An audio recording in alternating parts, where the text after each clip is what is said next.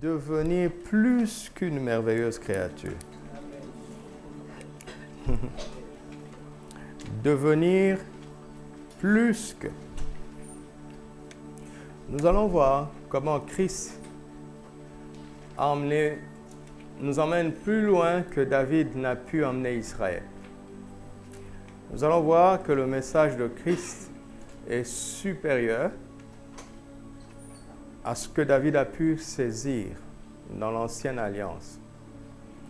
Et que être une merveilleuse créature, c'est une bonne chose.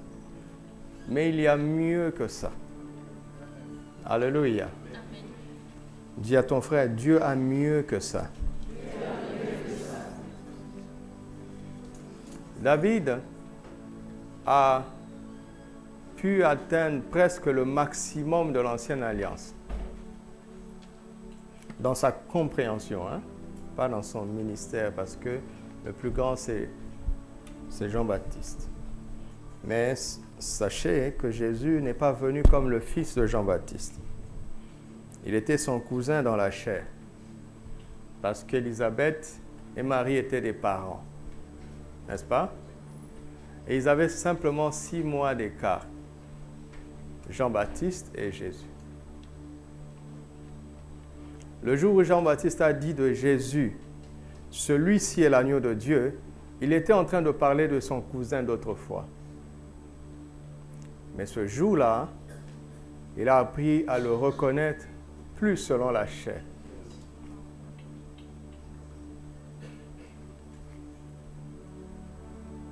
Psaume chapitre 8.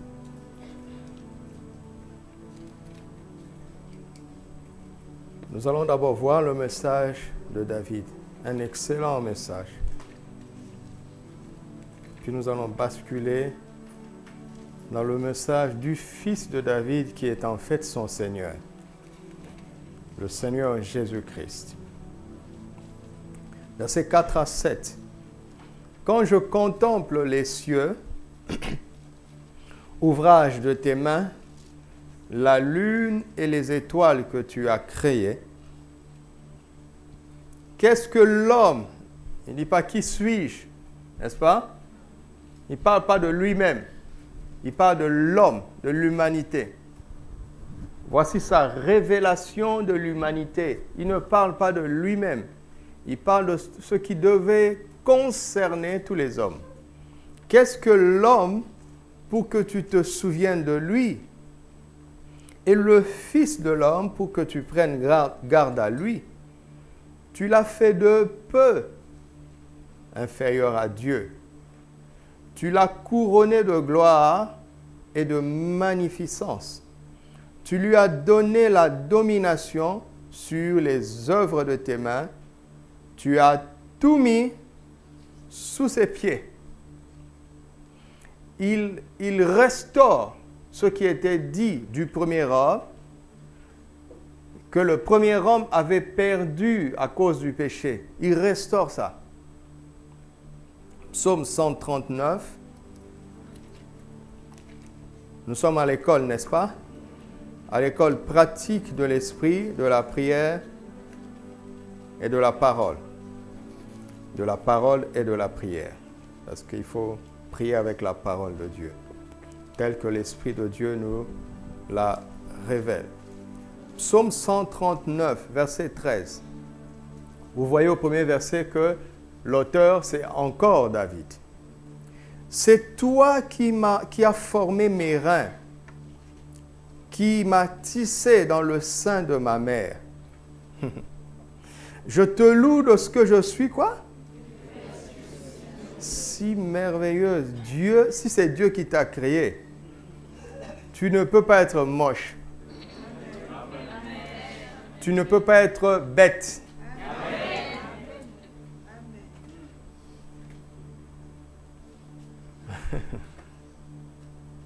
Si c'est Dieu qui t'a créé, à moins que tu me dises que ce n'est pas Dieu qui t'a créé, là, je vais accepter que tu nourrisses en toi les complexes que tu veux.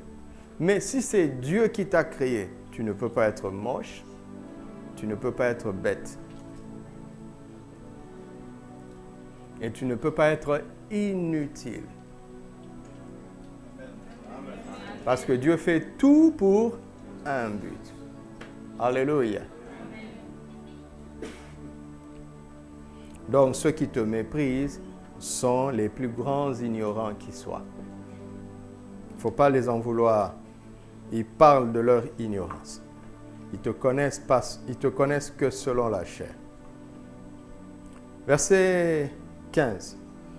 Mon corps n'était point caché devant toi lorsque j'ai été fait dans un lieu secret, tissé dans les profondeurs de la terre. Quand je n'étais qu'une masse informe, tes yeux me voyaient. Et sur ton livre était écrit, quoi? Étaient tous inscrits les jours qui m'étaient destinés. À partir de quel moment? À partir de quel moment? Dieu n'attend pas que tu fasses un exploit pour écrire, hein, il a fait un exploit. Il n'est pas comme un scribe qui raconte une histoire après qu'elle se soit déroulée. Il écrit l'histoire avant qu'elle n'ait eu lieu. Alléluia. Et si tu ouvres son livre et que tu vois ce qu'il dit de toi, tu ferais mieux de le croire. Parce que bientôt, cela va se réaliser.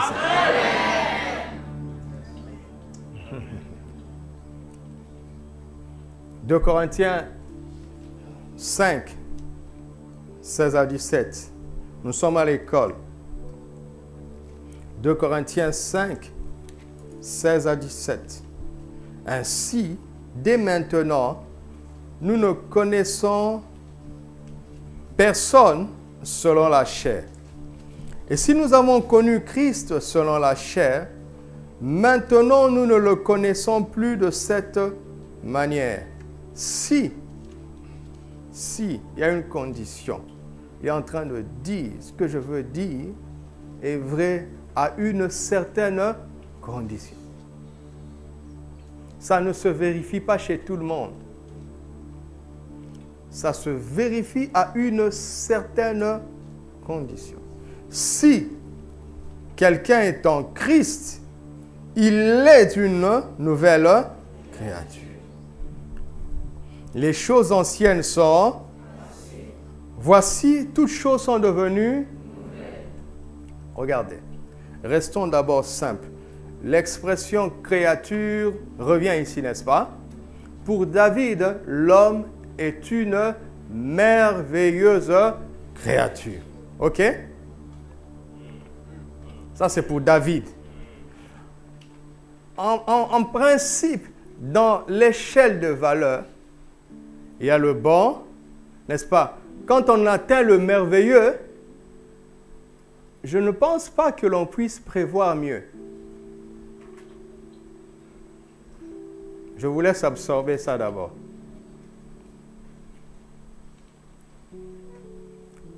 C'est pour ça que quand on dit que tu es mauvais, ce n'est pas grave. Tu es perfectible. Tu peux progresser, n'est-ce pas? Tu peux passer du mauvais au moins bon, au passable, au bon, assez bon, très bon. Mais en règle générale, quand on dit merveilleux, n'est-ce pas? Sublime, exquis. On ne sait plus concevoir mieux. Vous me suivez? Ça, c'est sous le soleil. Regardez, Dieu avait dans son cœur, de manière très, très secrète, une humanité meilleure qu'Adam.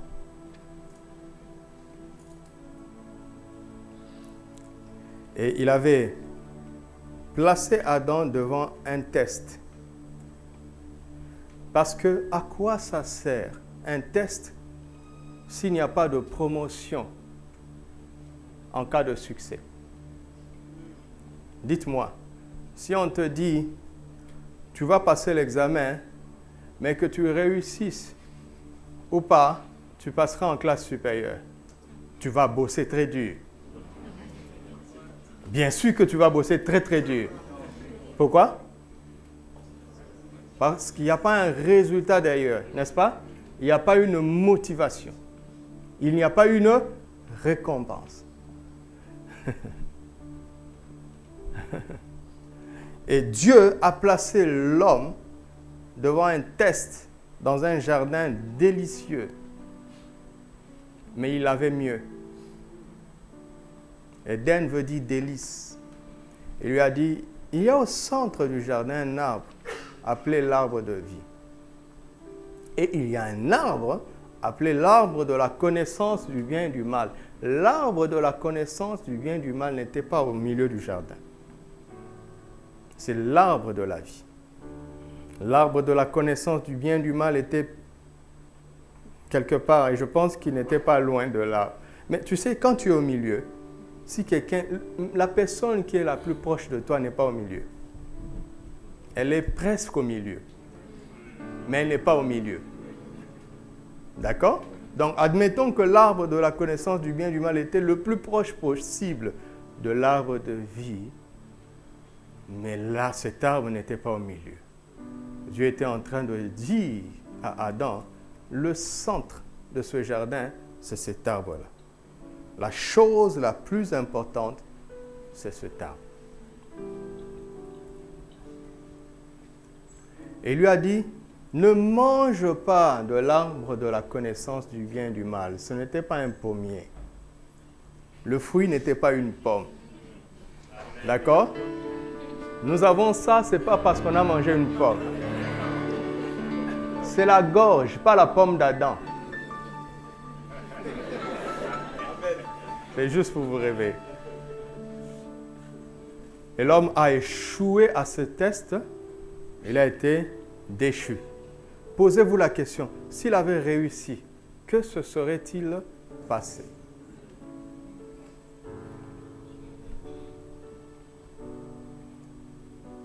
À partir de Genèse chapitre 3, l'histoire de la Bible est devenue une histoire de restauration, alors qu'elle aurait pu être une histoire de promotion. Vous entendez?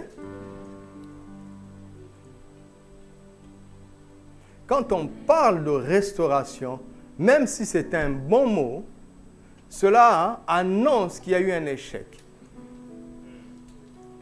L'histoire sans le péché, l'histoire de l'homme aurait pu être une histoire de promotion.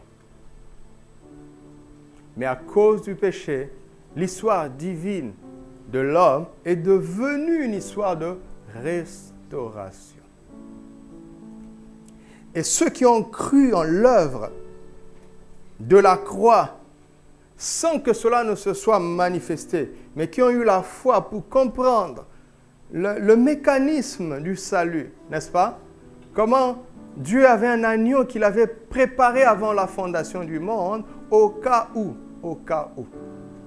Et il a commencé à révéler ça à Moïse dans les Écritures, depuis Abel, tous ceux qui ont marché par la foi. Et c'est étrange, quand tu as la foi, la Bible vient dans ton esprit.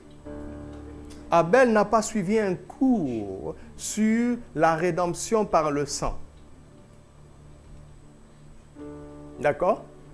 Abraham n'a suivi aucun cours sur la capacité de Dieu de ressusciter les morts, d'appeler à l'existence les choses qui ne sont pas comme si elles étaient. Parce que la vie se vit, elle ne s'apprend pas, elle se vit. Amen. Tu n'as pas suivi un cours pour boire le lait de ta mère. Tu n'as pas suivi un cours, on ne t'a pas emmené à l'école pour te dire, bientôt tu vas descendre sur la terre, va suivre un cours comment respirer en dehors du ventre de ta mère. Tu as suivi un cours? Tu as simplement vécu. Si la vie de Dieu est en toi, tu vas vivre sa vie. Et tu vas expliquer ce que tu vis dans les Écritures.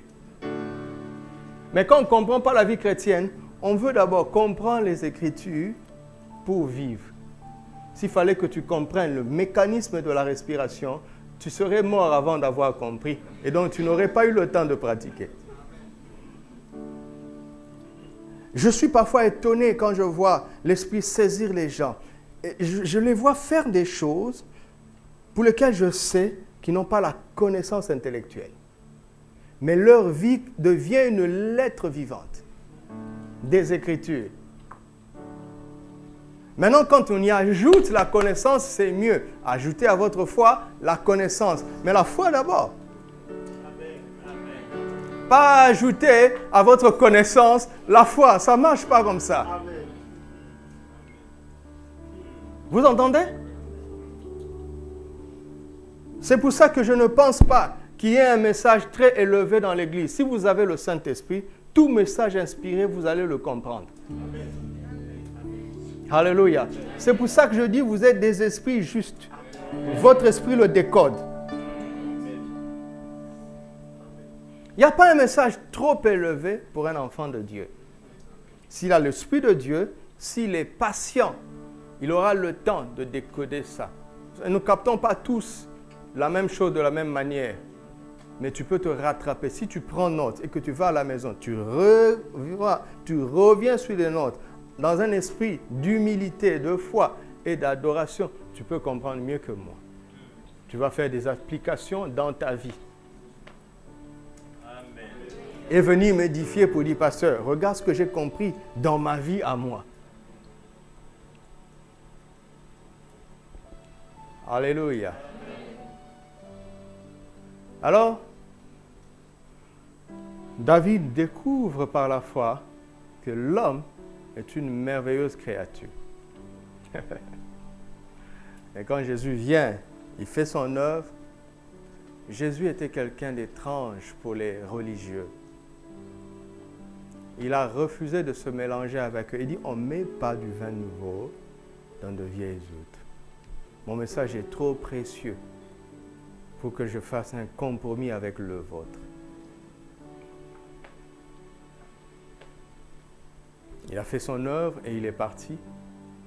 Le Saint-Esprit est descendu, il a choisi les gens, il a appelé les apôtres pour compléter les Écritures, parce que jusque-là, il n'y avait que l'Ancien Testament.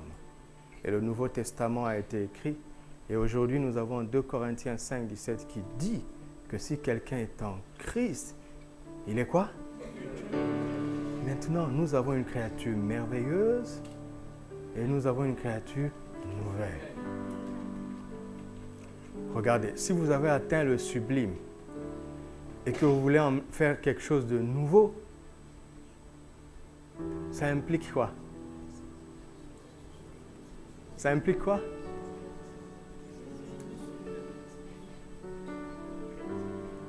Nécessairement, la nouvelle créature est au-dessus de la merveilleuse créature. Vous entendez? Pourquoi? Pourquoi? Regardez. J'aime la Bible. Pourquoi? Parce que dans ce livre, nous avons les histoires des hommes. Prenons cette merveilleuse créature qu'est David. N'est-ce pas? Quand nous lisons, nous ouvrons les Écritures pour voir ce qui était écrit à son sujet, toutes les choses anciennes ne sont pas passées.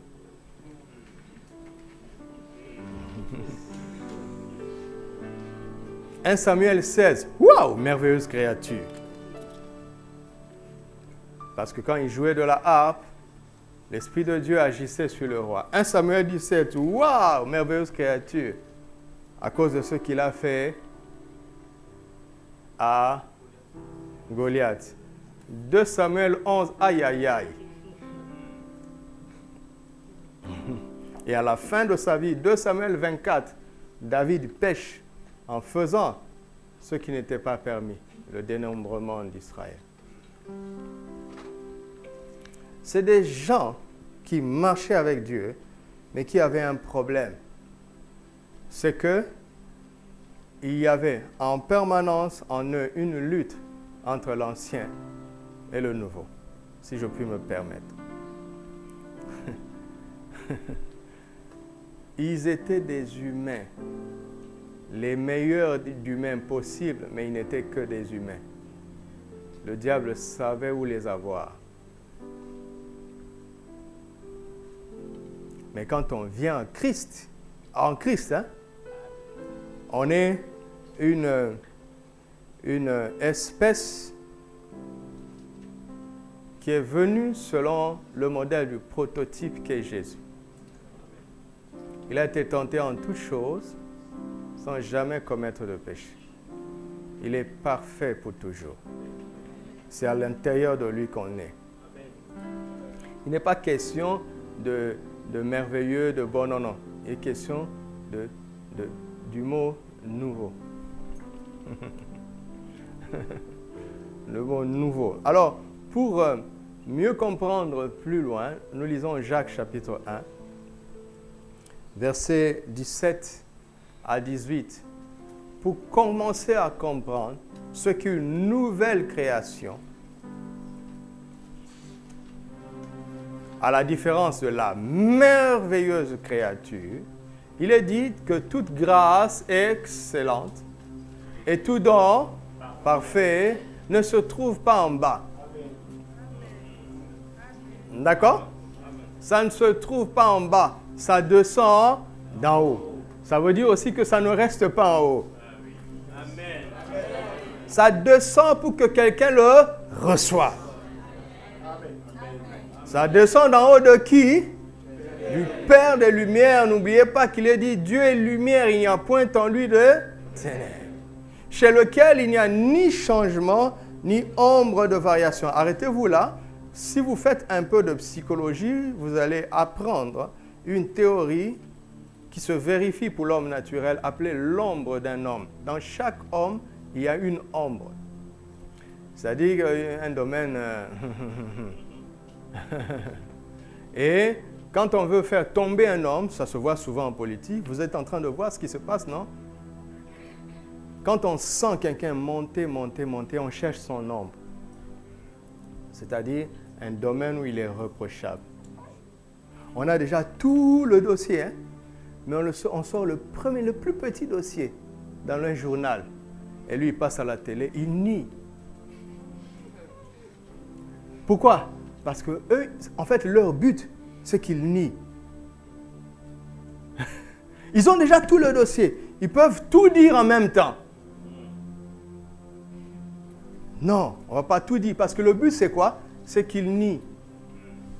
Parce que dans le dossier, ce n'est pas une faute légale, mais c'est une faute éthique. Et à cause d'une faute éthique, on ne t'enverra pas en prison. Donc on va sortir un peu pour que tu nies. Et maintenant le débat serait, bien sûr que ce n'est pas une faute légale, c'est simplement une faute éthique. Mais peut-on faire confiance à un menteur? C'est ça le but. Et on a observé Jésus. Lisez l'arrestation de Jésus, le procès de Jésus. Il n'y avait rien à dire contre. Rien. Il n'y avait aucune ombre. Et quand il dit « je suis la vérité », il est en train de dire « je suis la réalité ». L'ombre se trouve dans l'Ancienne Alliance. Prenez Moïse, Jean-Baptiste, jusqu'à Adam, vous trouverez une ombre quelque part. Et c'est le fils de ce père-là, qui n'a ni changement, ni ombre de variation. L'expression grecque ici, reste au verset 17, ne passe pas tant que je ne suis pas passé. L'expression grecque ici parle de... Vous savez, aujourd'hui, on a des montres avec aiguilles, on a même mieux des montres avec chiffres. À l'époque, pour savoir quelle heure il est, qu'est-ce qu'on faisait? On mettait un morceau de bois au sol et on regardait l'ombre que ce morceau de bois donnait par rapport au soleil.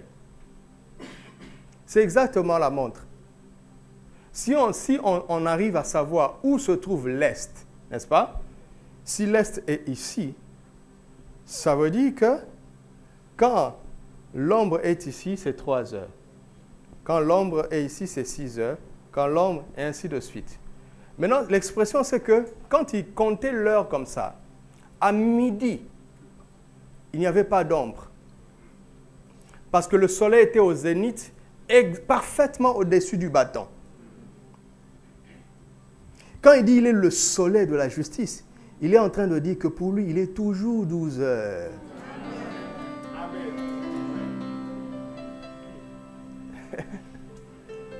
S'il est ton soleil de la justice, il est toujours au-dessus de ta tête. Il n'y a aucune ombre en Dieu notre Père. Mais ça, c'est lui, n'est-ce pas?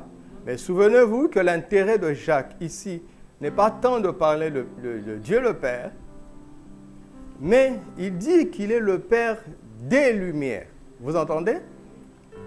Vous m'avez déjà entendu dire ça, vous m'entendrez encore dire ça, vous m'entendez encore et encore dire ça, parce que je suis prédicateur de la Bible. Donc si je prêche la même chose, c'est une bonne chose. Ça veut dire que je reste dans la Bible. C'est logique, non? Donc le but ici, ce n'est pas de parler du Père. Si tu veux avoir des informations sur le Père, c'est ailleurs. Ici, on dit que ce Père est le Père des Lumières et qu'il est celui qui fait descendre sur la terre tout ce qu'il a d'excellent et tout ce qu'il a de parfait. Verset 18. Il nous a engendrés, comment? Selon sa volonté. Par quoi? Vérité. Dans quel but?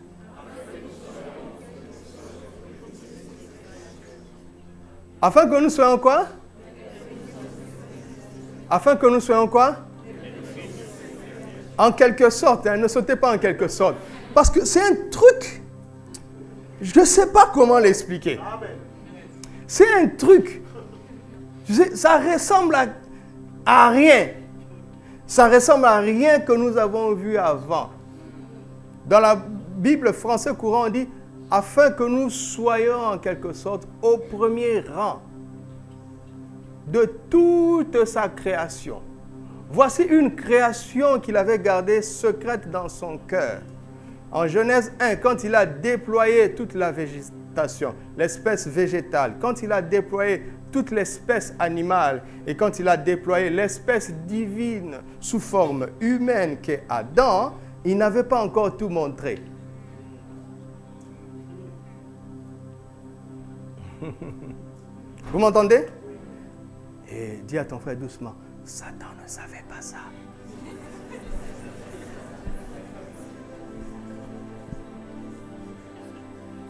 C'est ce qui fait que quand Satan a osé porter atteinte à son projet de promotion de l'homme,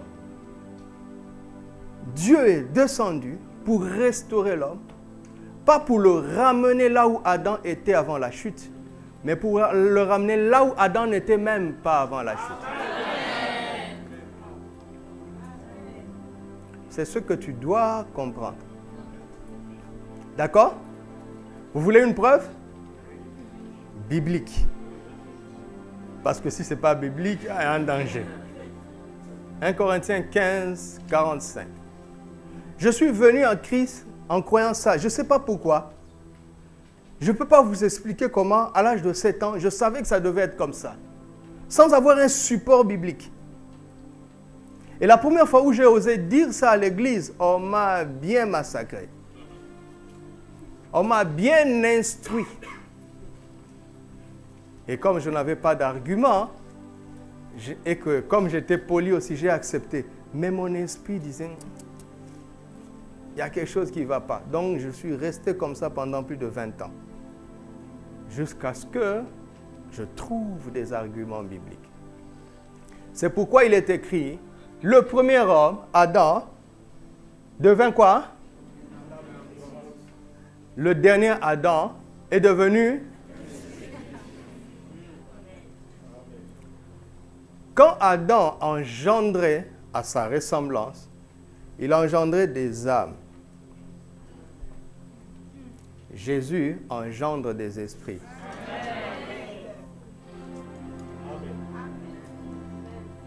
Vous comprenez? C'est la promotion qu'Adam a manqué. En Genèse 2. Il aurait passé de l'état d'une âme à l'état d'un esprit. Ouais, je préfère m'arrêter là sans trouver des synonymes pour vous choquer. C'est pour cela qu'Hébreux 12, verset 9, dit de notre Dieu qu'il est qui? Le Père de qui? Des esprits. Il est le Père des esprits.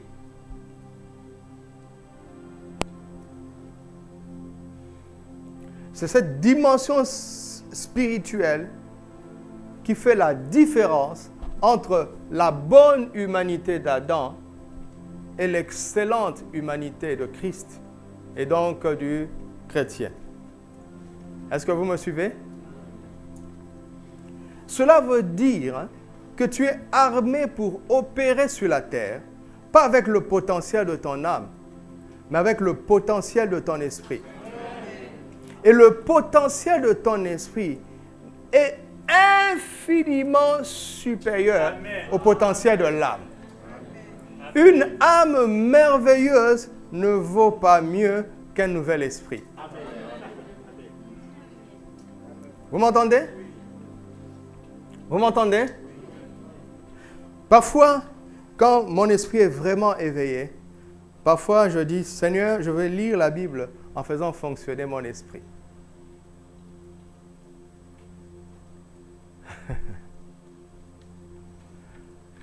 Je peux lire le psaume 119 en quelques minutes. Et ça reste dans ma mémoire.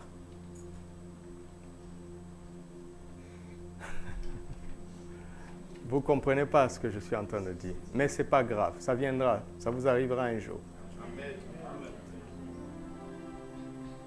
Regardez.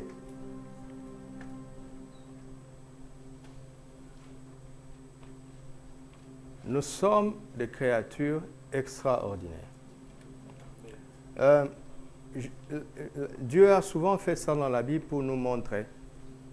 Il a souvent mis en opposition un expert de l'âme face à un expert de l'esprit dans le même domaine. Il me vient rapidement à l'esprit 3 exemples. Prenons-les.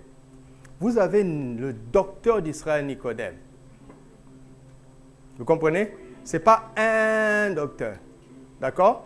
C'est le docteur. La sommité religieuse et théologique d'Israël. Et vous avez Jésus, le docteur venu de Dieu. Les deux sont des docteurs. Vous savez ce qui s'est passé, non? Vous avez un expert en pêche.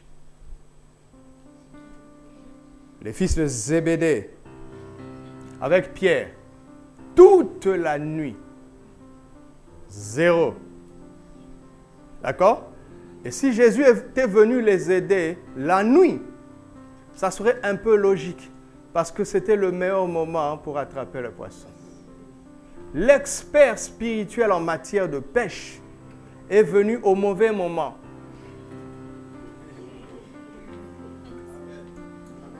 Vous comprenez? Au mauvais moment, il a eu plus de résultats que les experts de l'âme au bon moment.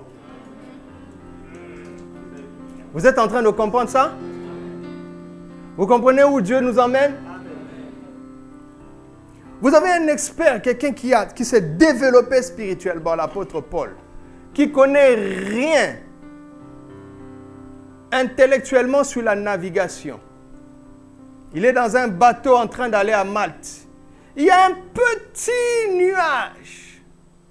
Et l'expert en navigation, le commandant de bord, sait qu'avec ce petit vent, il n'y a rien d'inquiétant. Nous allons faire la traversée. L'expert spirituel leur dit, ne faites pas ça. Pourquoi on va l'écouter?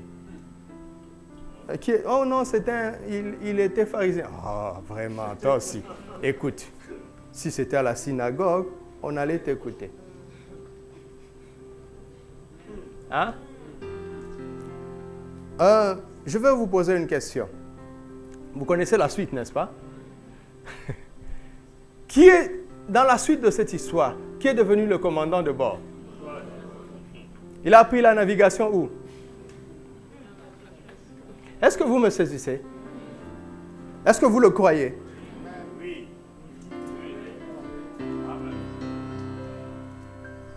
Je vais vous poser une question. Est-ce que les apôtres de Jésus étaient mariés?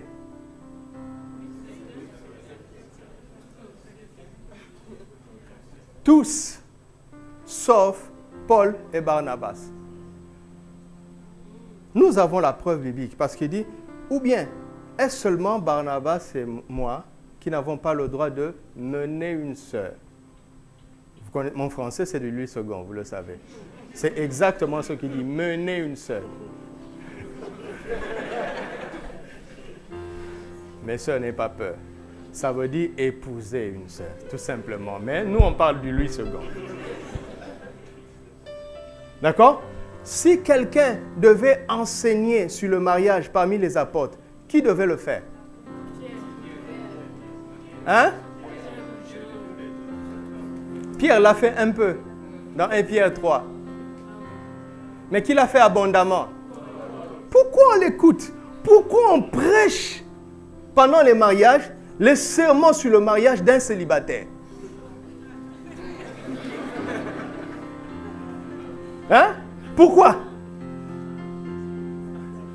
Parce qu'il s'est référé à un modèle supérieur. Au modèle spirituel du mariage. Donc, il était un expert spirituel du mariage et il a subjugué des experts mentaux du mariage.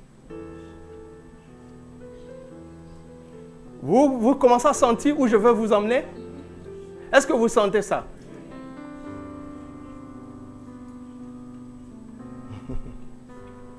Un jour, tu seras en train de faire la cuisine. Tu avais déjà mis du sel. Et quelque temps plus tard, tu as oublié que tu avais mis du sel et tu en as encore ajouté. Qu'est-ce que tu vas faire? Au nom de Jésus, salinité diminue.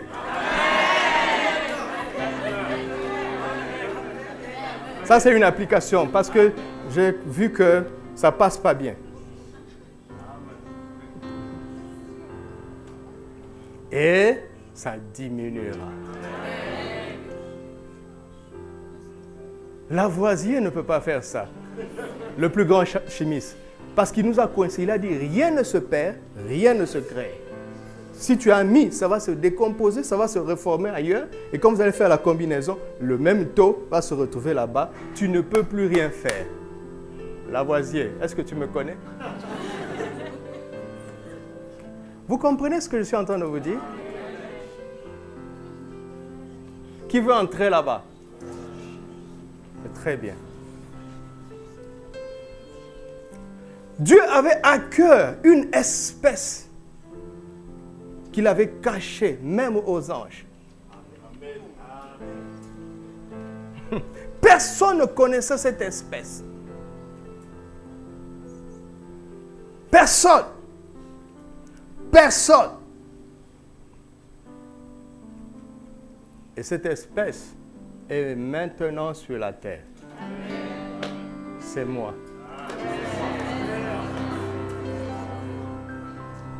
Toute personne qui est en Christ est cette espèce-là.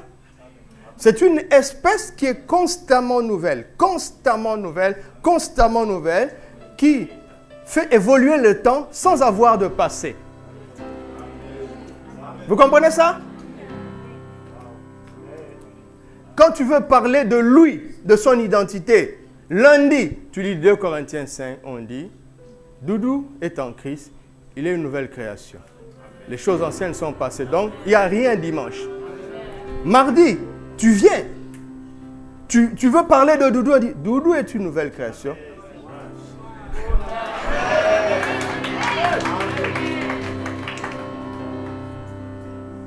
Vous comprenez ça? Elle se renouvelle constamment. Elle évolue sans créer le passé. Pourquoi? Parce que elle a la vie éternelle en elle. Dites-moi, le passé de Dieu, c'est quand? Ça sera comment? Et son avenir? Hein? Je vous avais dit que c'est une école. Donc, mercredi, je me prépare autrement. Autrement. nous nous sommes organisés. Le pasteur s'est organisé pour que mercredi, je n'ai rien à faire. Rien à faire.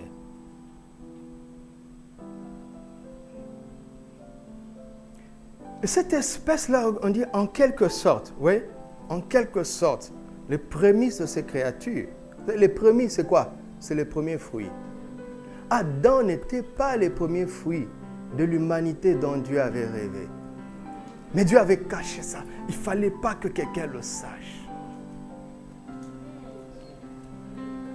Qu'est-ce que cela veut dire? Regarde, il dit à Jésus, écoute, assieds-toi à ma droite jusqu'à ce que je fasse quoi? On marche au pied. Il y a une apparente mauvaise nouvelle dans ce message. C'est que Dieu conçoit que tu aies des ennemis. Ça fait partie de l'histoire. Vous comprenez? Ne rêvez jamais d'une vie sans adversité. En tout cas, le jour où tu arrives là-bas, sache que tu es en dehors du programme de Dieu. Dieu n'a pas prévu ça. Donc Dieu conçoit qu'il y ait des problèmes. Dieu conçoit qu'il y ait de l'adversité. Dieu conçoit qu'il y ait de l'inimitié. Mais ce n'est pas la fin de l'histoire. Il dit, chaque ennemi sera ton marchepied. Toi, reste assis. Je m'en occupe. Je ferai en sorte que chaque adversité te fasse monter de grade. Chaque adversité te fasse monter de grade. Et il a dit ça autrement en disant, nous savons du reste que toute chose concourt au bien de ceux qui aiment Dieu. Il a dit ça autrement en disant, je suis venu afin que mes brebis aient la vie et qu'elle l'ait en abondance. Te donner la vie ne lui satisfait pas. Il veut que ça abonde. Et nous avons reçu de sa plénitude. Et grâce, pour grâce, pour grâce, pour grâce. Mais il a dit autrement, vous avez tout pleinement en Christ. Ce n'est pas fini. Il est le chef de toute domination. Les ennemis, s'ils étaient intelligents, ils arrêteraient de te combattre. Parce que chaque adversité augmente la mesure de la grâce. Ça augmente. Mais le problème, c'est que s'ils ne te combattent pas, la vie en toi va induire la croissance. Ça va générer la croissance. Donc, avec ou sans combat, tu grandiras. Mais l'ennemi dit, combattons-les quand même. Parce que parmi ces enfants, certains sont suffisamment insensés pour ne pas croire en leur père. Nous allons en attraper quelques-uns. Ne sois pas compté parmi ces gens-là. Vous entendez? Maintenant, Jacques nous dit qu'il est le Père des Lumières. S'il n'a pas de passé, quel est son rôle? Pourquoi il vit dans le temps? Hein? Si nous n'avons pas de passé, pourquoi Dieu nous a placés dans le temps, dans ce temps? Pourquoi? Parce que quand il a créé les luminaires, le soleil et la lune sont venus sur la terre pour déterminer les époques. C'est eux qui décident qu'à partir de maintenant, c'est l'hiver. À partir de maintenant, c'est l'été. Et nous sommes des pères, des luminaires de Dieu, des fils de Dieu, pour décider de quel temps il doit faire dans notre génération. Ce n'est pas la motivation, c'est l'évangile. Je ne suis pas un motivateur. C'est l'évangile, ce n'est pas de la motivation. Ne sors pas ici en te disant, j'ai été motivé, je vais...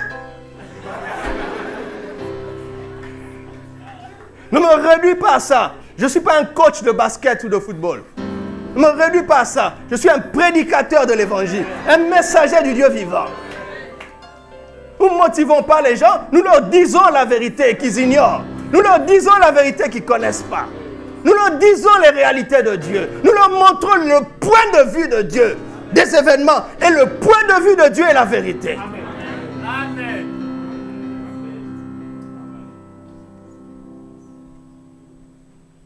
Ne vis pas comme ça. Arrête de vivre comme ça. Arrête de subir. C'est toi qui dois décider.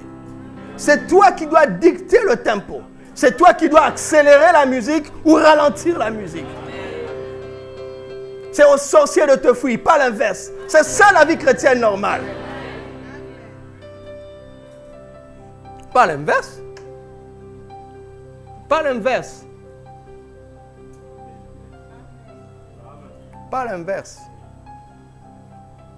Je prêche comme ça parce que je sais que quelques-uns vont saisir. Et alléluia, ce qui va se passer. Ce qui va se passer.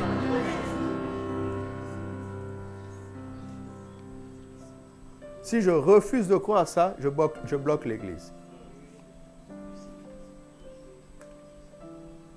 Mais je ne veux pas courir le risque d'avoir combattu contre Dieu.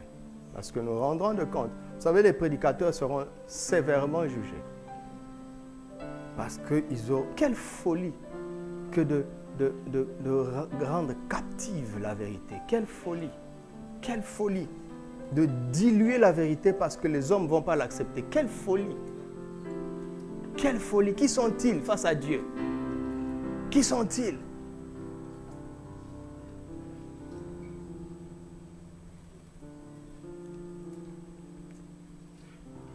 Voici quelque chose qu'il m'a dit tout à l'heure. Il m'a dit, dis-leur ceci. Ne pleurez plus pour ce que vous n'arrivez pas à avoir, mais pleurez pour ce que vous n'arrivez pas à devenir. Vous m'entendez? Ne pleure plus pour ce que tu n'arrives pas à avoir, mais pleure pour ce que tu n'arrives pas à devenir. Ce que tu deviens appelle les choses correspondantes. N'est-ce pas? C'est tellement simple la vie. C'est tellement simple. Quand tu vas à l'école, chaque jour tu deviens un peu plus compétent dans un domaine, n'est-ce pas? Et finalement, tu vas être embauché. Mais même en travaillant, si tu travailles bien, tu acquiers de l'expérience et ainsi de suite. Qui d'entre nous est embauché, il a signé un contrat normal et il a un salaire de 10 000 dirhams. Après avoir fait bien son travail, le salaire doit passer le 25. Il a bien travaillé, il a fait tout ce qu'il devait faire. Alors, la nuit du 24 au 25, il va faire une veille de prière avec un jeûne. Seigneur, que mon salaire passe. Qui fait ça? Personne. C'est normal que ton salaire passe. Non, tu ne dis pas, oh non, s'il y a un problème dans l'entreprise, non, oublie ça d'abord. On reste dans des conditions normales. Si tu vis comme Dieu veut que tu vives, le bonheur et la grâce t'accompagneront. Si tu cherches premièrement son royaume et sa justice, vous savez que ce n'est pas un slogan. Tout le reste te suivra.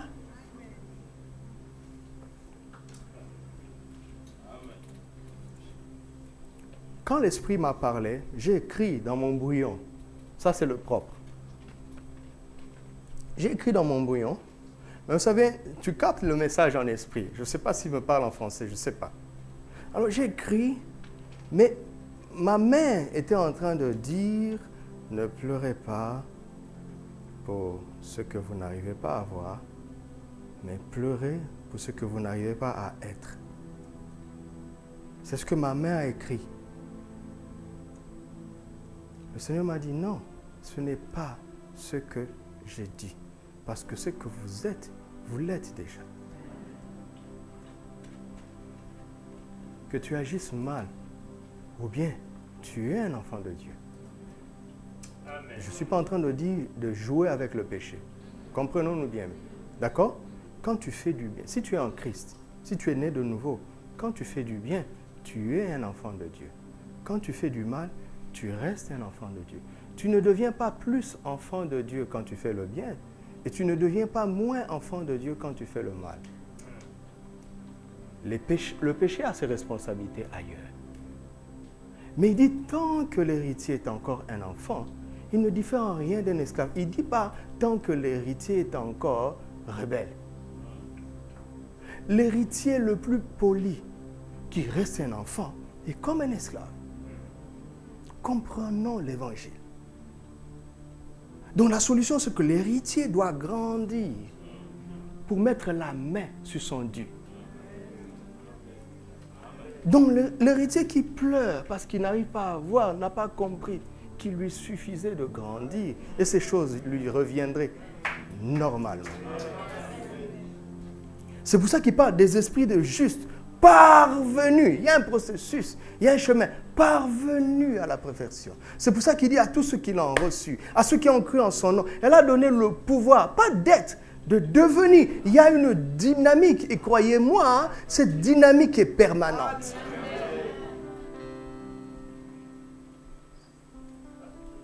Et ta dynamite,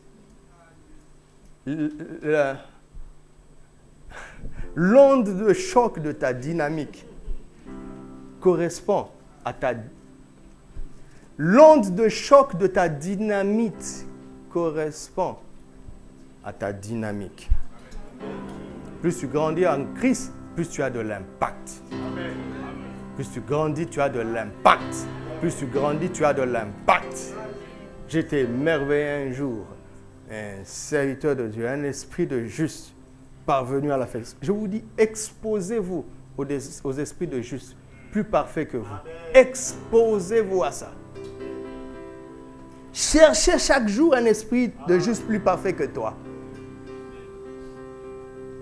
Le pasteur est arrivé. Il dit, moi, quand j'organise une campagne d'évangélisation, je n'ai pas besoin de groupe d'intercession. Il dit, parce que quand je pose mon pied dans une nation, le diable fuit. J'étais là, je vous rapporte parce que j'ai entendu, j'étais là moi-même. Il dit, pourquoi vous dépensez l'argent avec les affiches? Il était déjà vieux. Ne dépensez pas l'argent pour ça. Les miracles d'aujourd'hui vont appeler des gens demain. Et ainsi de suite. Je vous ai déjà raconté ça, je vous raconterai encore. Le stade des martyrs chez nous, 80 000 places assises. Si on met les gens sur le terrain, vous voyez ce que ça va faire. Le premier soir, le stade était rempli du tiers. Le deuxième soir, toutes les places étaient remplies. Le troisième soir, il y avait des gens sur le terrain et dehors. Comment ils ont su? Vous imaginez ton voisin qui était boiteux. Le lendemain, il frappe à ta porte. Toi, tu ouvres. Ah, tu fais. Au nom de Jésus. Au lieu de te réjouir.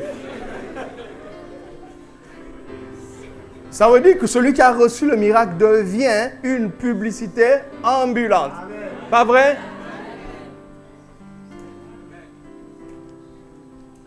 Ne quitte pas cette terre dans l'état d'immaturité spirituelle. Refuse ça. Ne lutte pas demain avec les mêmes luttes aujourd'hui. Refuse ça. Refuse ça. C'est mon péché mignon. Tu ne connais pas le péché? Si tu connaissais le péché, tu ne mettrais pas le mot mignon. Regarde, la chose qui a fait que Dieu lui-même est devenu homme pour venir enlever ça. Et tu vas banaliser ça. Lui qui a l'habitude de rester sur son trône et de parler, quand il y a un problème, il règle ça. Parfois même, il règle seulement avec le regard. Mais le péché a fait qu'il a dû devenir homme. Et tu vas dire qu'il peut être mignon. Il faut être fou.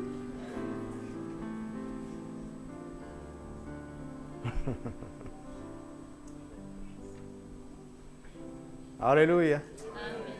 Ne pleurez plus pour ce que vous n'arrivez pas à voir. D'accord? Pleurez chaque jour pour ce que vous n'arrivez pas à devenir. Celui qui se tient devant vous n'a pas de projet. J'ai aucun projet de construire une maison.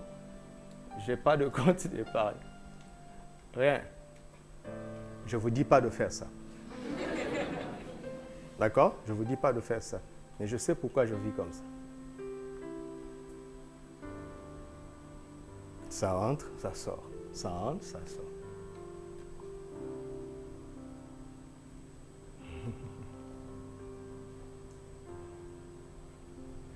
mon âme ne sait plus ce que c'est que s'inquiéter. Mon âme ne sait plus ce que c'est qu'avoir peur. Et je vous dis la vérité. Mais ça a pris des années.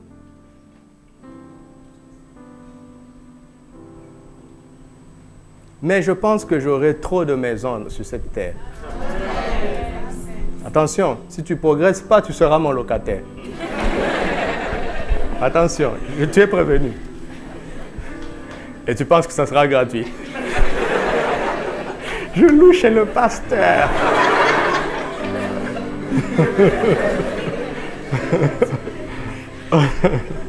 Alléluia.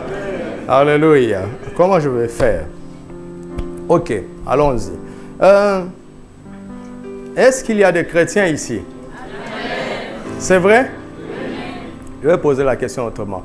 Croyez-vous en l'évangile? Je veux voir ceux qui croient en l'évangile. Levez les mains. Même en haut, je vous vois.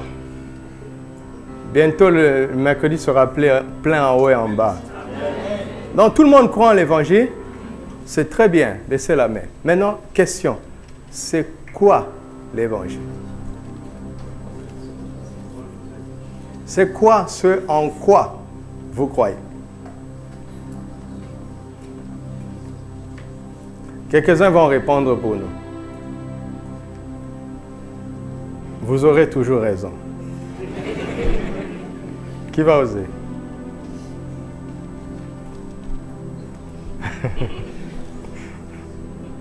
Croyez-vous en l'évangile? Qu'est-ce que c'est? Ta foi repose sur quoi? Sur l'évangile. Et c'est quoi l'évangile? C'est la parole de Dieu, hein? C'est ça, hein? La bonne nouvelle, hein? Vous savez, quand je vous dis c'est quoi l'évangile et que vous me dites que c'est la bonne nouvelle, c'est comme si je vous disais c'est qui un homme et vous me dites ce n'est pas une femme.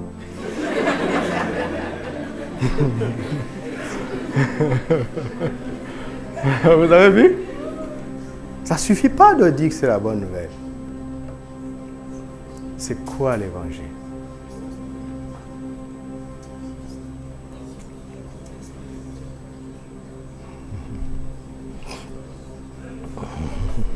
Romains chapitre 1, versets 15 à 17. Est-ce que j'ai déjà lu ce soir un verset que vous ne connaissez pas? Hein? Est-ce qu'on est en train de ne rien apprendre pourtant? Avec quoi? Avec ce que nous savons. Ainsi, j'ai le vif désir de vous annoncer aussi l'évangile à vous qui êtes à Rome. Arrêtez-vous d'abord là-bas. Parce que le verset 16, vous le connaissez. Qu'est-ce qui va faire que quelqu'un va avoir un vif, vous avez entendu le mot? Un vif désir d'annoncer une nouvelle. Qu'est-ce qui va faire ça?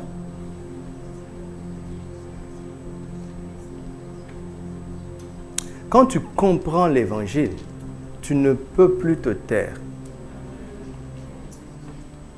Si tu te tais, c'est parce que tu ne comprends pas encore ce que c'est. Regardez, on leur dit, nous vous défendons de parler encore de ce nom. Il les regarde. Jugez vous-même. En tout cas, on laisse la décision entre vos mains. S'il vaut mieux d'obéir à Dieu plutôt qu'aux hommes. En fait, ils sont en train de leur dire, mettez-vous à notre place et tranchez.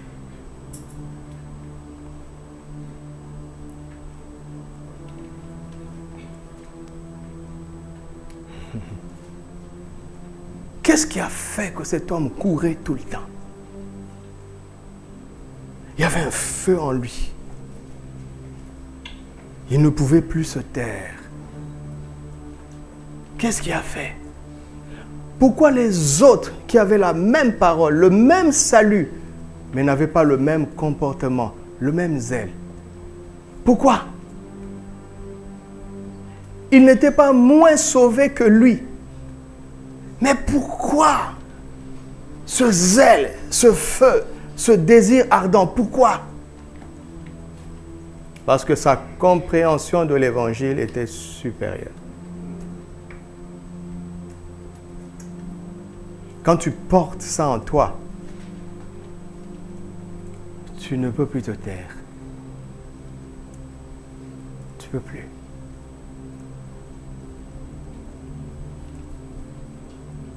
Tu es malheureux si tu ne trouves personne à qui dire ça. Quand tu regardes comment les gens vivent, tu es malheureux de voir combien ils passent à côté des solutions qui sont simples, présentes.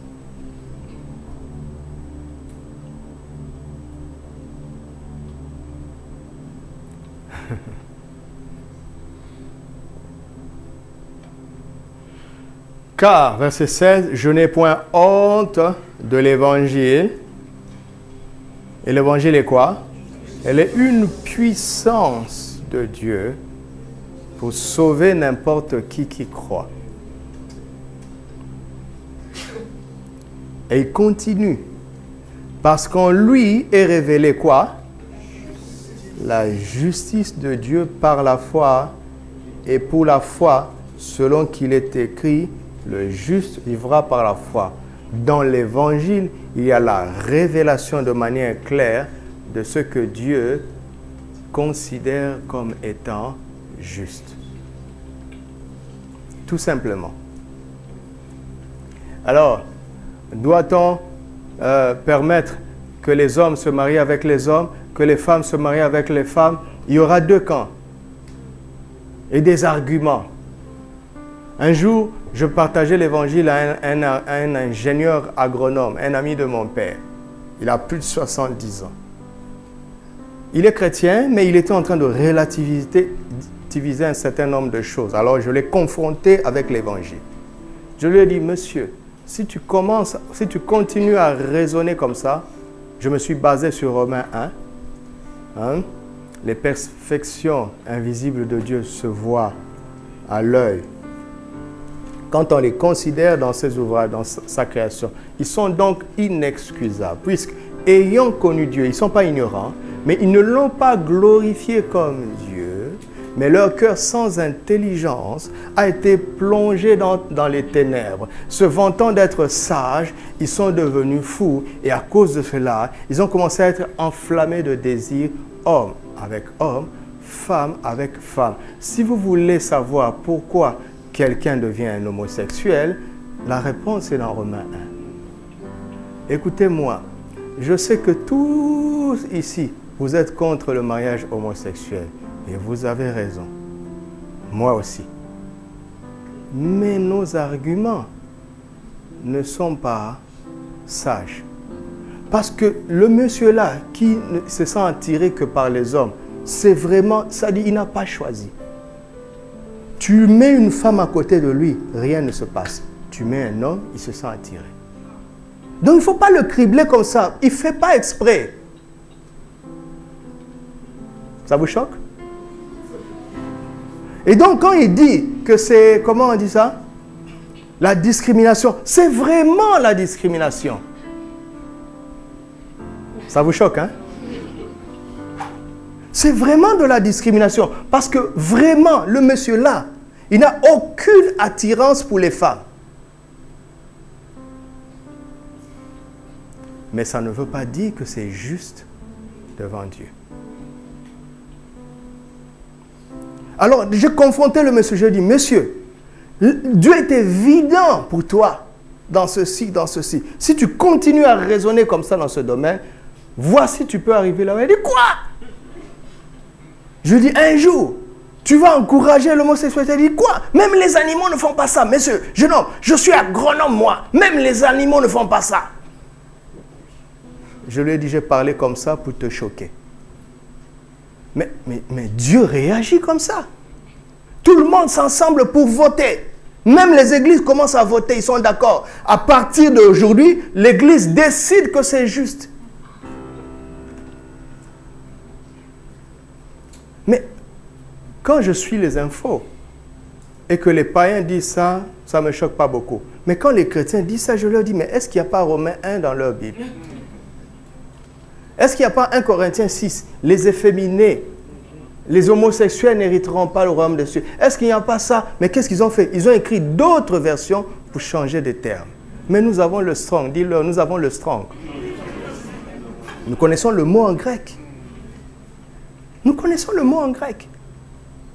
Le mot en grec parle de l'homosexualité. C'est clair, ils n'hériteront pas le royaume des cieux. Donc si quelqu'un est d'accord avec ça et qui ne croit pas à la Bible, ça s'explique. Mais tu ne peux pas me dire que tu es chrétien et que tu crois en la Bible et valider ça. Qu'est-ce qui est juste selon Dieu? Ce n'est pas ce qui nous plaît. Ce n'est pas ce qui nous choque moins. Ça se trouve dans l'Évangile.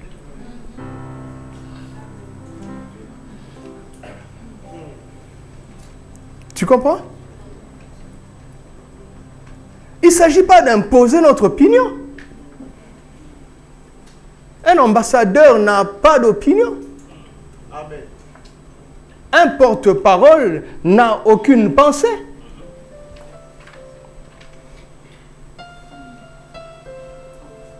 C'est dans l'Évangile.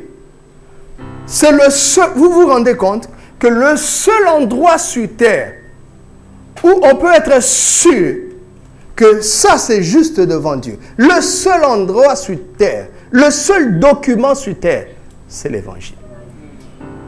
Mais on devrait être fiers. On devrait être fiers de la Bible. Pas vrai?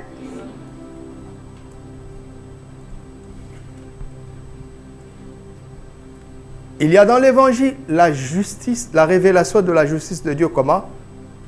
Par la foi.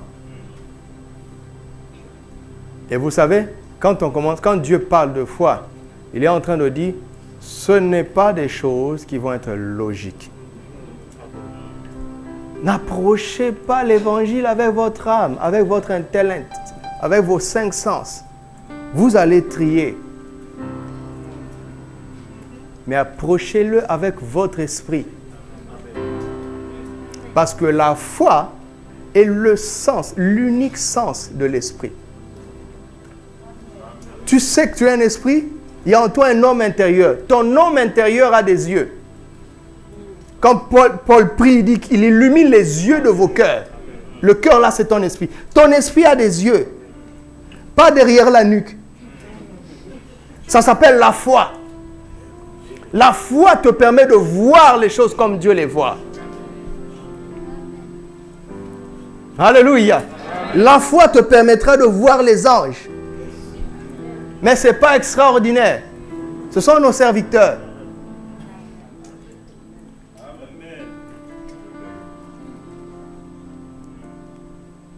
Tu peux entendre, sentir des choses. Goûter. On dit, si vous avez goûté comment le Seigneur est bon. Quoi? Est-ce qu'il est un cake, le Seigneur? Est-ce qu'il est un yaourt? Goûter comme on parle du goût de l'homme intérieur par la foi. Le seul sens de l'homme intérieur, de l'esprit juste que tu es, c'est la foi. Et c'est la foi que tu dois utiliser pour comprendre ce qui est juste pour Dieu.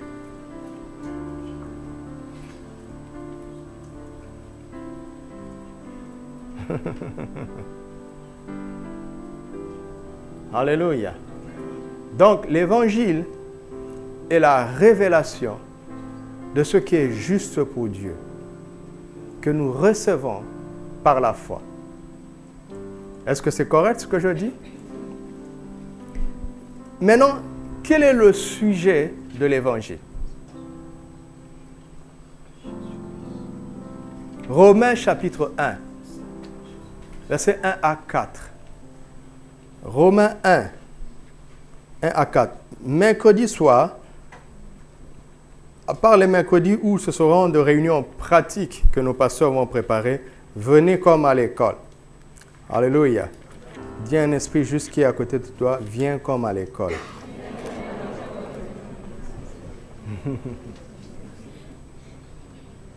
Parce que je crois beaucoup en ce que Dieu m'a donné de faire. Ce que vous allez devenir va induire ce que vous allez posséder. Ne vous préoccupez pas de ces choses de ce monde. D'ailleurs, Dieu, pour nous montrer que ce n'est pas grand-chose, il va nous les donner, mais on va les laisser.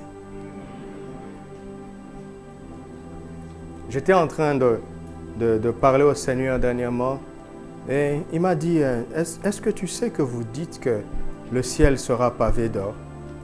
Je dis, mais Seigneur, pourquoi tu dis que vous dites? C'est écrit. Il ne m'a rien dit.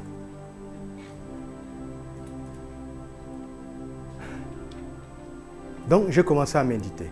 En méditant, je me suis rendu compte que au ciel, le sol sera en or.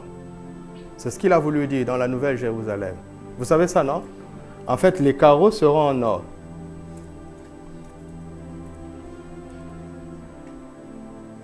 Donc, l'or ne sera pas quelque chose de précieux au ciel.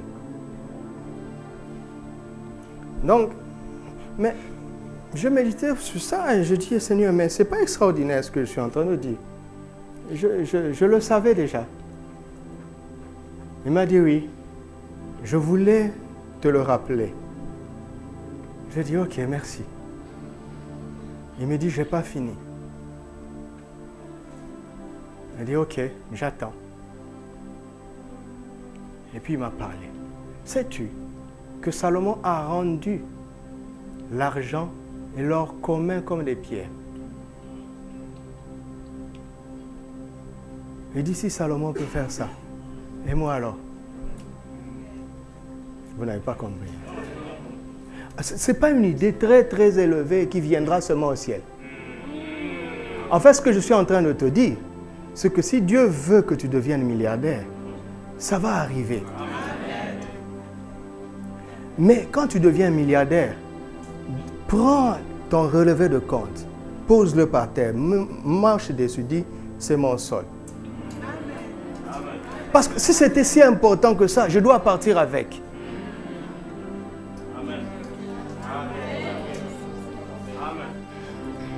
Et comment il va faire ça? Je ne sais pas. Regarde, est-ce qu'il y avait le FMI du temps de Salomon? Hein, les économistes? Mais comment il a fait ce jeune homme? Je sais qu'il l'a fait. Bon, revenons à nos... Pas à nos moutons, hein. Ça, c'est les pasteurs qui vont dire ça. Parce qu'on est leurs moutons, leurs brebis.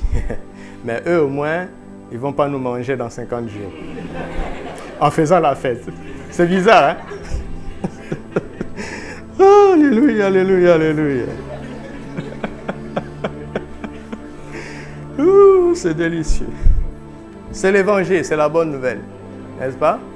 Et ça nous rend heureux, pas vrai? Ok. Romains 1, verset 1.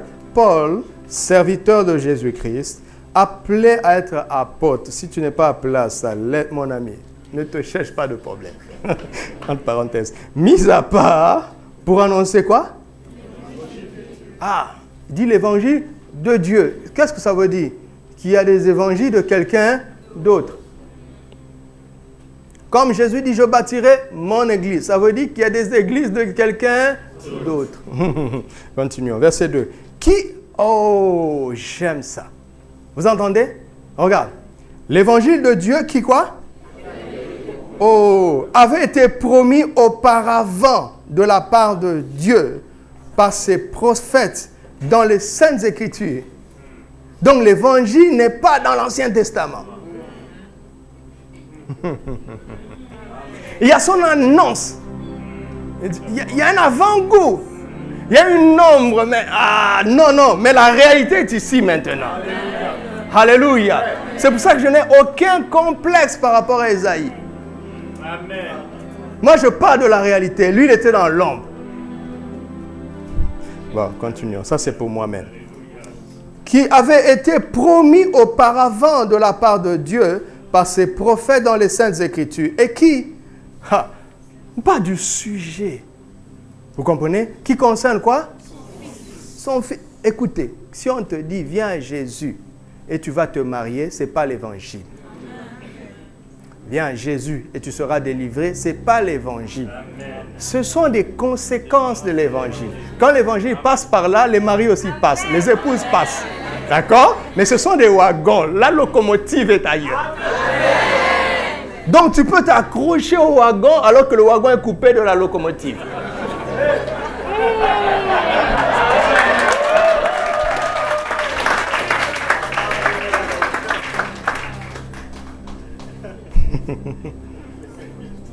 Dites avec moi, l'évangile concerne son fils.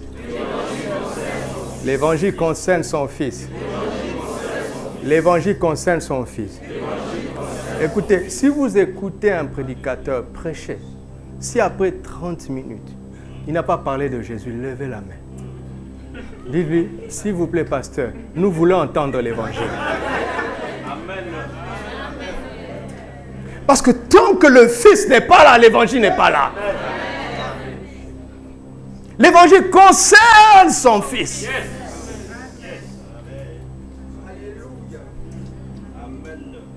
Il ne concerne pas Moïse.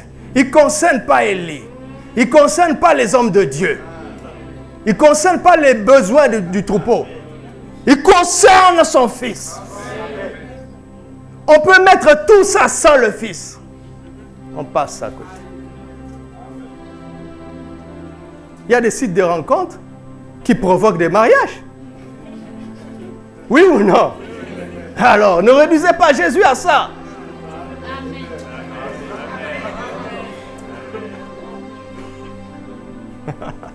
Jésus n'est pas un site de rencontre. Mythique. Ouais, je connais, non? Pensez que je ne savais pas, hein? Pense que je ne t'avais pas vu, hein? Sur ton profil, là, c'est pas ta photo.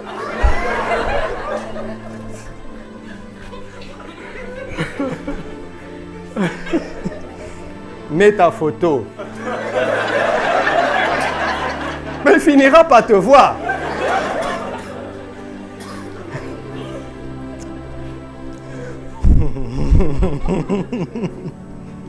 Et qui concerne son fils, alors il explique. Il s'arrête parce qu'il ne veut pas qu'il y ait de la confusion. Né de la postérité de David, attention, selon la chair. Et déclaré fils de Dieu avec puissance. Arrêtons-nous d'abord là-bas. Il ne dit pas mais. Vous comprenez? Il ne dit pas mais. Non, non, il prend, les deux vérités vont ensemble. Donc on parle de Dieu fait homme. Afin que les hommes puissent s'identifier à lui dans des problèmes concrets de la vie. Pas mais. Il n'est pas déconnecté de ta situation. Et, c'est-à-dire, on peut être pleinement humain et pleinement divin. Ce n'est pas une mission impossible. Quand on connaît l'évangile. On n'a pas besoin d'être hypocrite. Ce n'est pas une mission impossible. Quand on connaît l'évangile. Parce que l'évangile est la puissance de Dieu pour te sauver de ce qui t'empêche de vivre comme Dieu le veut. Et cela n'est possible que par la foi. Tu as raisonné, tu as fait des calculs et la conclusion c'est que c'est impossible. Impossible n'est pas dans l'évangile. Tout est possible à celui qui croit. Donc abandonne la raison et crois en la parole.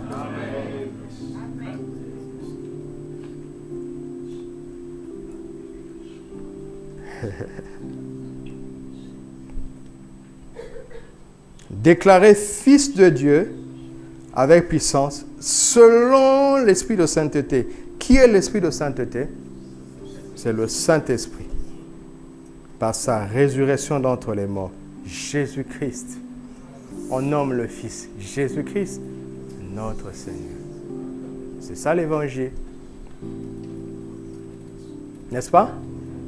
C'est ça l'évangile. Qu'est-ce qu'il est en train de dire? Il est en train de dire, voulez-vous comprendre l'évangile? Acceptez d'abord que c'est dans l'évangile qu'on sait ce qui est juste selon Dieu. D'accord? Et que nous ne pouvons pas, il ne sollicite pas la raison, mais il sollicite la foi. Vous comprenez ce que je suis en train de dire? Vous comprenez ça? D'accord. Pourquoi Dieu va te demander de croire?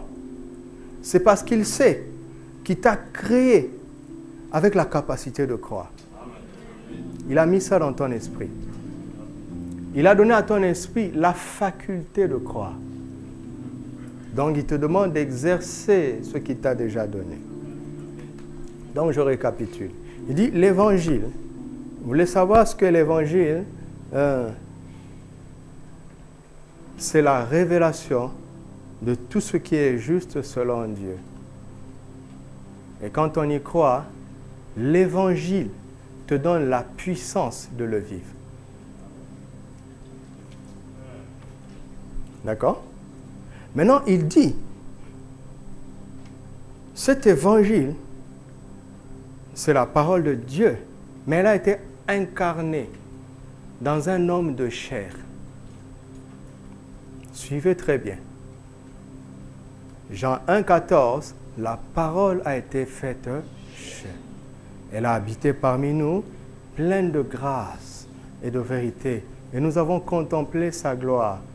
La gloire comme la gloire du Fils unique venu du Père.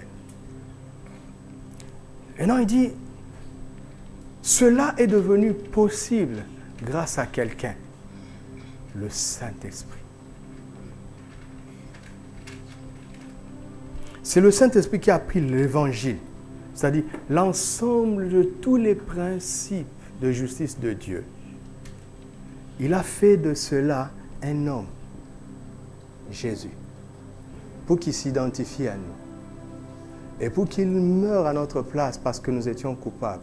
C'est la justice de Dieu. Et c'est le Saint-Esprit qui a fait de cet homme, il a ressuscité.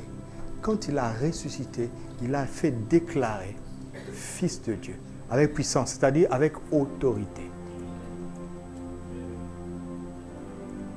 Donc, tu ne peux pas vivre l'Évangile sans connaître son sujet, qui est Christ, et sans connaître l'acteur discret qui le rend possible, le Saint-Esprit.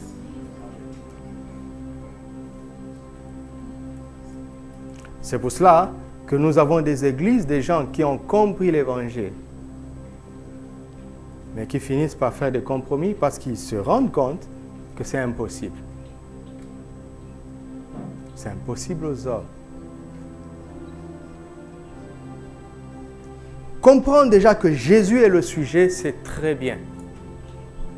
Mais après avoir compris ça, ouvrez la porte à l'Esprit de Dieu.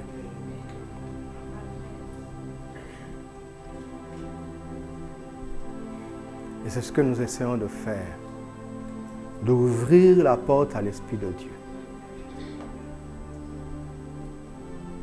C'est pour ça que nous prions déjà pour comprendre le message, mais nous prions aussi pour partager le message. Et pendant que nous sommes en train de partager, nous dépendons de lui. Parce que ce sont des choses de l'Esprit, ils ne peuvent pas être communiqués en dehors du véhicule autorisé, qui est le Saint-Esprit.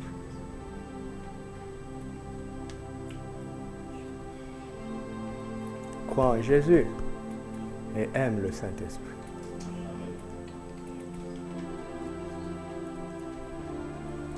Il amènera sa puissance pour accompagner ta foi.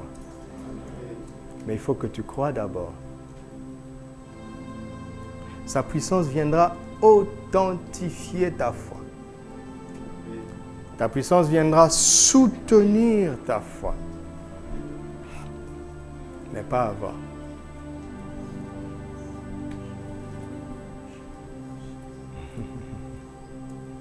Nous continuerons sur l'Évangile. Mais revenons dans le texte que nous avons lu. Et on va conclure sur ça. Jacques 1, 18. Vous voyez, l'Évangile, c'est quoi? C'est les principes de justice de Dieu qui ont été incarnés dans un homme appelé Jésus par la puissance du Saint-Esprit.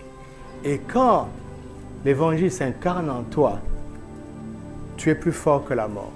Et si tu meurs, l'esprit va te sortir de la tombe.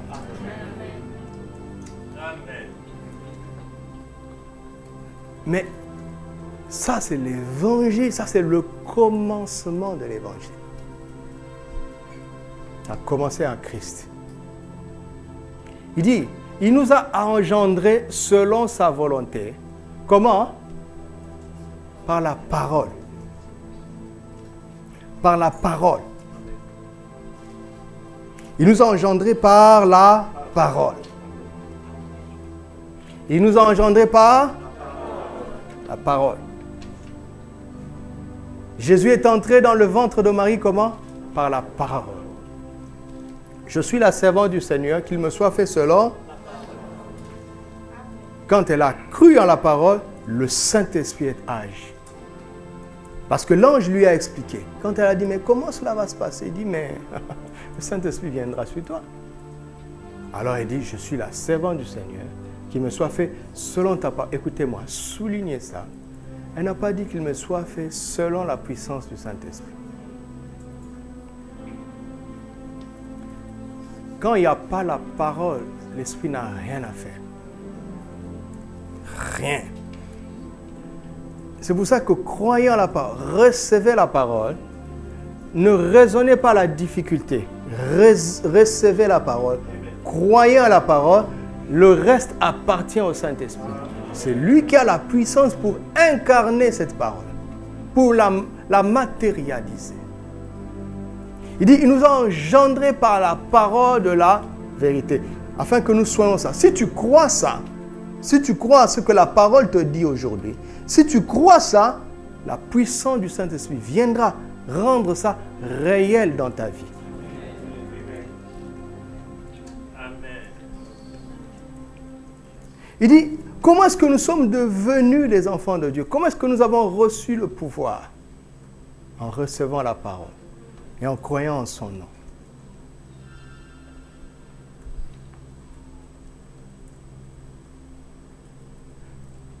Le commencement de l'évangile, c'est Jésus qui s'est fait homme par la puissance du Saint-Esprit. Et il a connu la mort à notre place. Il a pris toute la condamnation qui nous revenait. Il est ressuscité et il nous a donné un héritage. Et il est assis à la droite du Père pour veiller, pour voir qui va s'y opposer.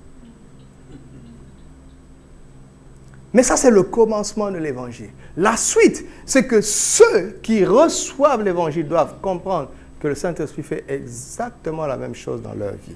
Quand ils reçoivent la parole, le Saint-Esprit en met la vie divine en eux. Dans leur corps de chair, la nature de Dieu entre en eux exactement comme c'était le cas de Jésus. Et nous commençons à marcher dans cette génération comme une espèce, mais en quelque sorte, quand on compare, quand on met dans l'échelle, on voit qu'ils sont au-dessus de toutes les créatures. Mais en quelque sorte, parce qu'il n'y a pas de précédent. On ne peut pas se référer. Quand on regarde ton arbre généalogique, on ne voit pas un ancêtre de qui tu tiennes ça. On voit que tu es meilleur que eux tous.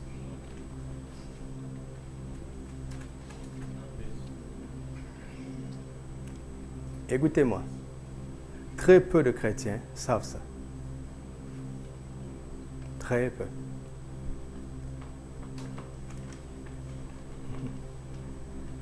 C'est pour ça qu'on lutte pour au moins sauver notre place au ciel. Et on entend ouf, de justesse. J'ai failli.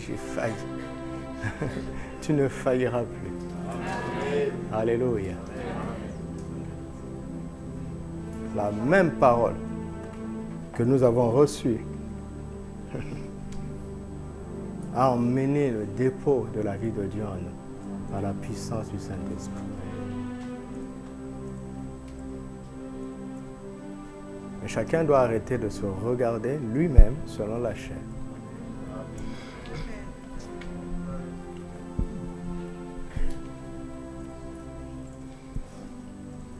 Cela change beaucoup de choses, n'est-ce pas? Je vous ai parlé de 3 lignes de mon cours. 3 lignes.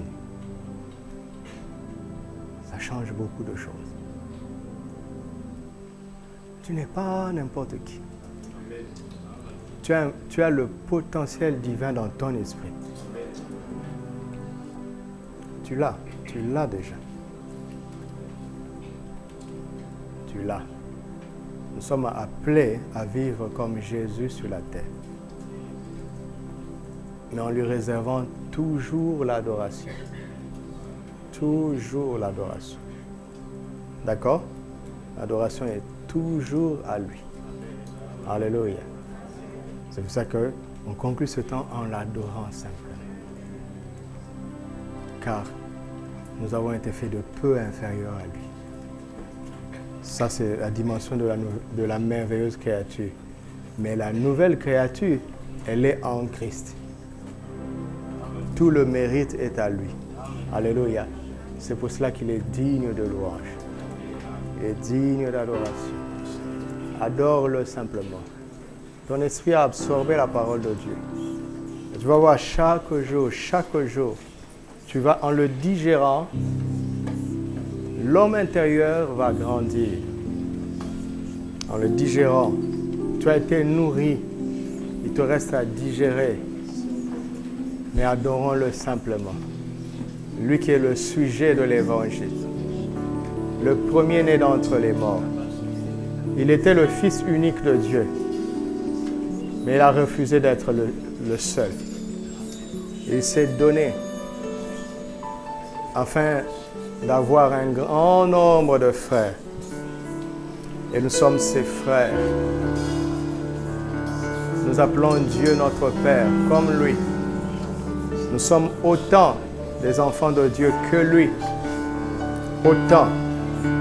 Il n'y a aucune différence. Mais il mérite l'adoration. Parce que c'est lui qui a payé pour que nous ayons cette grâce. Béni sois-tu, Seigneur.